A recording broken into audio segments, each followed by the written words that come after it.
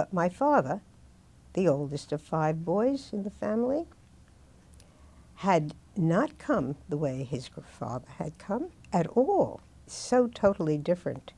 Sent back from Vienna because the war broke out in 1914 to his mother in the town of Rzeszów, a town, not a shtetl at all.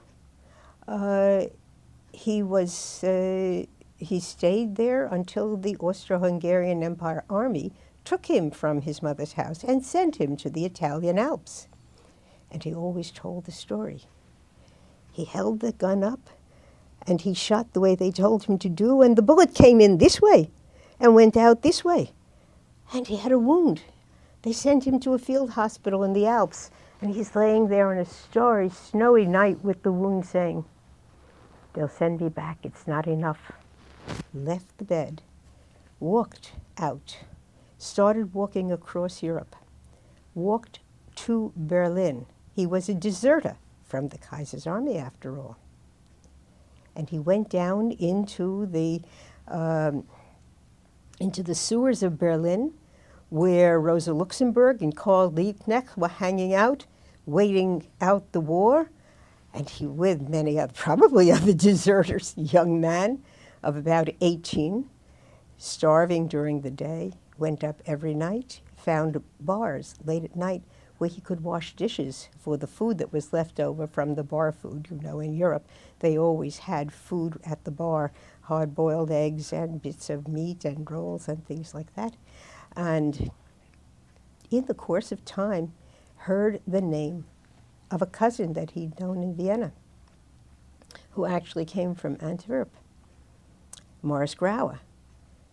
And he discovered, listening to the gossip, that Morris Grauer was a dealer in black market currency. And when he finally found, through the gossip, that Morris Grauer was in town, he went up to his hotel, knocked on the door. Nobody answered. Knocked again. Morris Grauer finally, "What is it?" "It's me, it's Benny, let me in." Morris wouldn't do it. He wouldn't open the door. Benny said, "You have to, it's my life, you must." Morris Grauer opened the door finally. My father said, "Ungestoppt mit Geld," money falling out of his pockets and from the suitcase under the bed, and he begged and begged Morris for money to survive until the war would be over, and Morris refused him. His first cousin, and he refused him. My father said, the war was over. I made my way to Antwerp to my aunt. I got up into her apartment and I told her the story.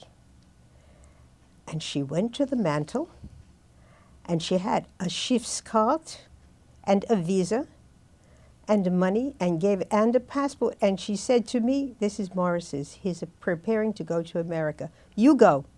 He'll pay for it." And I came here as Morris Grauer.